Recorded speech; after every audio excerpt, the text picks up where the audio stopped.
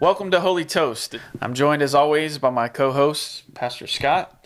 And today we have our friend back with us again, Pastor Darrin. Pastor Darrin, thanks for coming on again. Thanks for having me. So I've kind of saved up a library of a few clips. Some of them are pretty wild.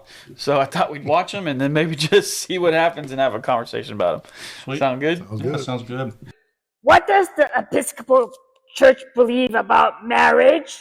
What a great question. Thank What you. the Episcopal Church believes is that some people are called into a vocation we call marriage. Yeah. And that's where you find a person you love enough to want to spend your whole life with. And we get to bless that marriage Yes. and support you in your life together. And it doesn't matter if you're one man and one woman, or two men or two women, What? or two people anywhere on the gender fluid spectrum. Well, no way. What matters is that you're two people who love and care about each other Yeah. and want to invite God into your relationship Yeah. and into your life Ooh. and ask the church to bless that. Yeah. Wow. So happily ever after in the Episcopal Church is for anyone who finds the person they want to love forever and wants to have us put a big party for them and Yeah. help them bless it and live happily ever after. Okay. You take the mic. Nobody wants to talk on that one. Okay, since I'm not coming back, I'll go All first. right, there you go. I just thought it was crazy. I thought that one was pretty wild. It was. But I think that it's important that they say exactly how they feel. I think they often, people who don't believe in traditional marriage, often say they're misrepresented. So there you go. Right? They get to tell you exactly how they view it. There's a lot of things to say. It's a vocation. We're just here to bless it. It doesn't matter who it is, where they feel on the spectrum. So there it is, right? They said exactly how they view it.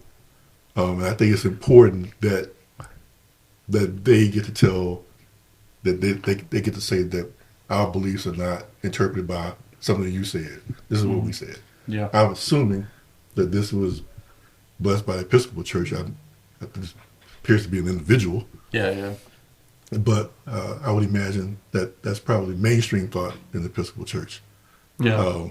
And not something I believe in at all. Yeah. Yeah. But I hear you that they get the opportunity to define themselves, and it also, people who disagree with them, it gives them the opportunity to see what they believe clearly, and so, man, this could be a whole episode, though, then you see the puppet in there, and I think one of the fears in our culture right now is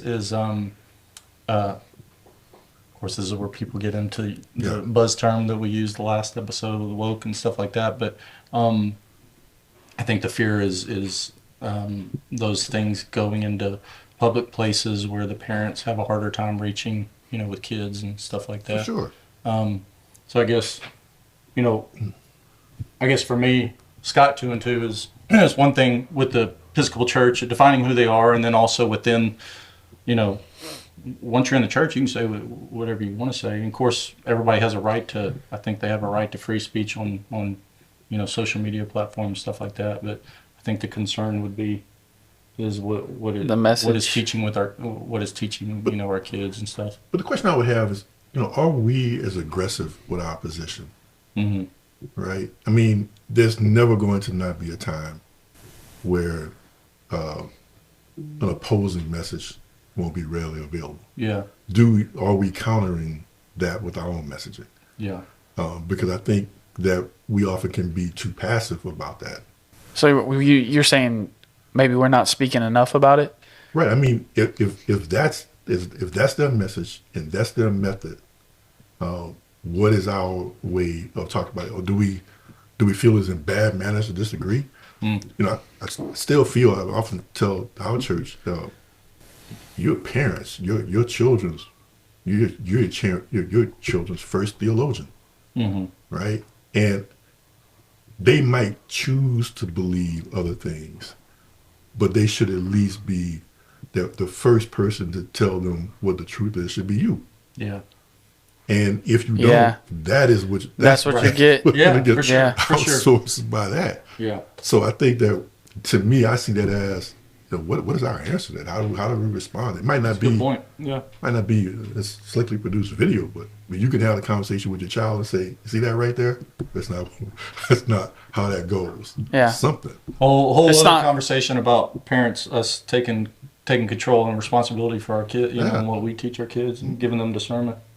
Yeah. What was you gonna say? I'm sorry. I don't remember, but I just thought that was a good controversial one to. Yeah. I love how we had silence at first. No one wanted. I think we were over. I think we would have been fine if it hadn't been for the Puppet? Because the puppet took me out. The puppet. I think even the puppet was shocked about what she said. What? I think he was a Southern Baptist puppet. I don't think he was a guest on our show. That's funny. All right.